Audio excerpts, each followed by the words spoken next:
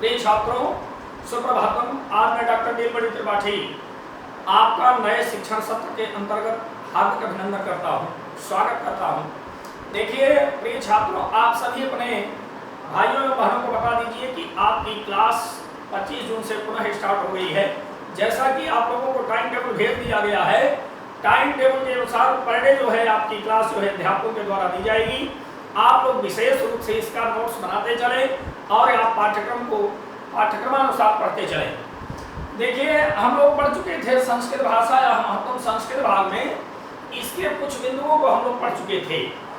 पहला गद्यांश और दूसरा गद्यांश हो चुका है। तीसरा गद्यांश देखिए आपके सामने जो है बुलेटिन बोर्ड पर लिखा हुआ है, इसको आप विशेष रूप से देखें।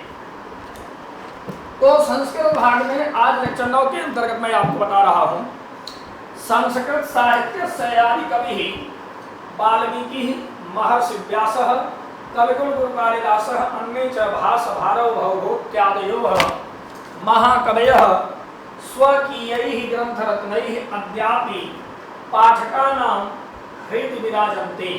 इयं भाषा समाभिः मात्र समं सम्माननीया वन्दनीया च।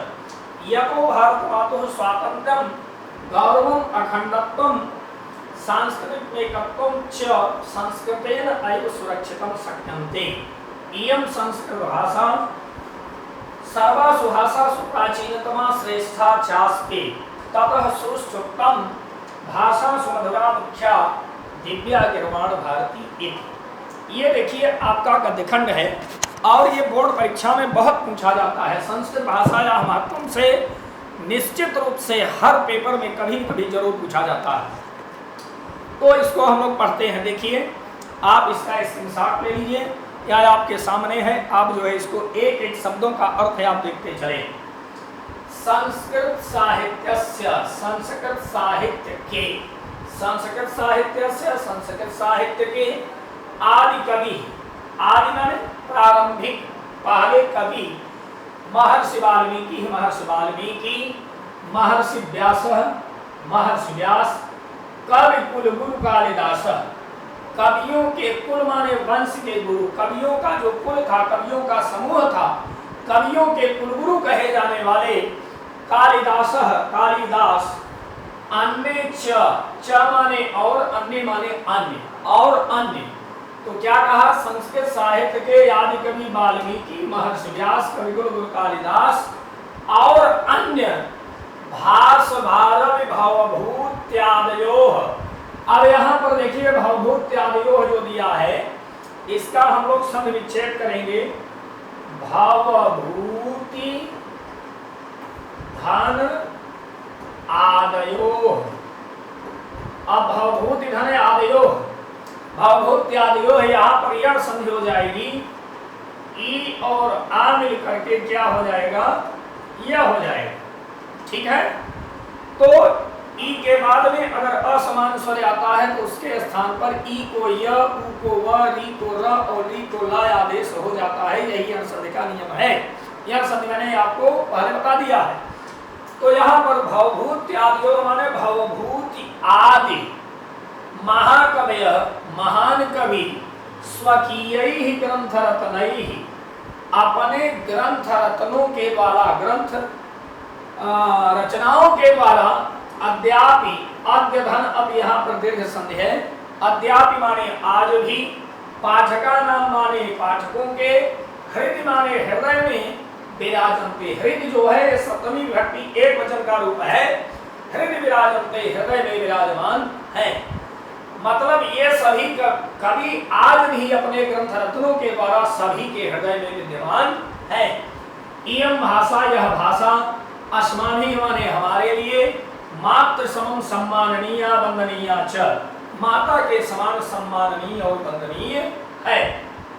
यह तो क्योंकि भारत मातुः स्वातंत्र्यम, भारत माता की स्वतंत्रता, भारत मातुः गौरवम, भारत माता का गौरव, भारत मातुः अखंडत्वम, भारत माता की अखंडता, सांस्कृतिक एकत्वम च, और सांस्कृतिक हमारी जो एकता है, संस्कृतेन एव सुरक्षितम शक्यन्ते, संस्कृत के बल पर सुरक्षित रखी जा सकती है या संस्कृत के बल पर ही सुरक्षित है।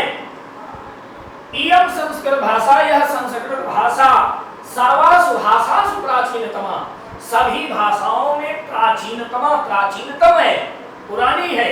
श्रेष्ठा च अस्ति, चास्ति में च धन अस्ति आपकी दीर्घ संधि है, तो श्रेष्ठा चास्ति, सबसे यह प्राचीन और श्रेष्ठ है। तथा हमारे इसलिए सुष्टुक्तम, सुष्टुक्तम में सुष्टुधम उत्तम यहाँ पर भी दीर्घ संधि है, सुष्टुक्तम उचित कहा गया है। भाषा सुमधुरा मुख्या दिव्या गिरवाण भारती, भाषा सुमुख्या मथुरा दिव्या गिरवाण भारती। भाषा सुमाने भाषाओं में, मुख्या माने मुख्य, मधुरा माने मधुर, दिव्या माने अलौकिक। गिरवाण भारती इति संस्कृत भाषा है। गिरवाण भारती माने संस्कृत भाषा, भाषाओं में मधुर, भाषाओं में मुख्य, भाषाओं में अलौकिक संस्कृत भाषा है। एक बार पूरा देखिए, संस्कृत साहित्य के आदिकुल महर्षि वाल्मीकि, महर्षि व्यास, कविकुल गुरु कालिदास और अन्य भाष भारव भवभूति आदि महान कवि अपने ग्रंथ रत्नों के द्वारा अध्यात्म में आज भी पाठकों के हृदय में विराजमान है।